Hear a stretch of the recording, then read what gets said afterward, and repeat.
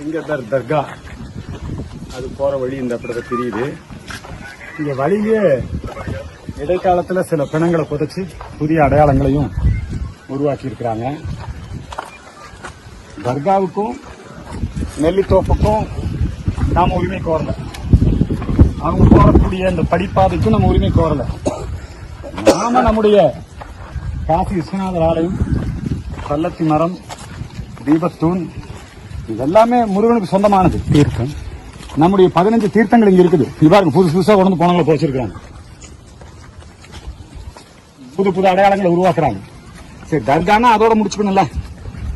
இது வேண்டுமென்ற திட்டமிட்ட ஒரு ஆக்கிரமிப்பு. இன்னும் நான் உங்களுக்கு மிக முக்கியமான ஒரு செய்தி சொல்றேன். இடைக்காலத்துல ஒரு குறிப்பிட்ட காலகட்டத்தில் பாகிஸ்தான் கூட ஏத்துனாங்க. அது மட்டுமல்ல, மேல அவங்க வெடிகுண்டு சோதனைகள்லாம் நடத்தினாங்க. அது காவல்துறை கைது செய்து அவங்க மேல வழக்கு போட்டு கேஸ் நடத்தி அதில் விடுதலை ஆயிட்டாங்க.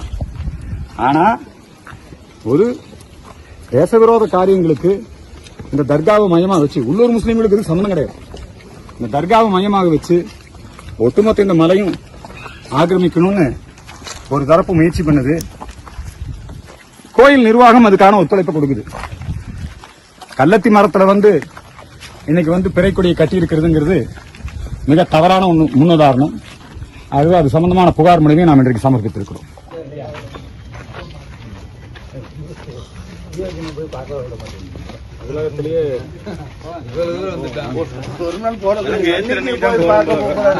ஒரு பணத்தை புதைக்கிறாங்க, ஒரு அடையாளத்தை ஏற்படுத்துறாங்க.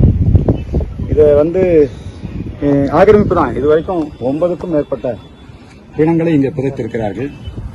சமணர் கோகைகளை பச்சை பெயிண்ட் பூசி அடிச்சிருக்கிறாங்க. அதனால இந்த ஆக்கிரமிப்புகளை கேட்டா நம்மள மதவாதிங்கிறான்.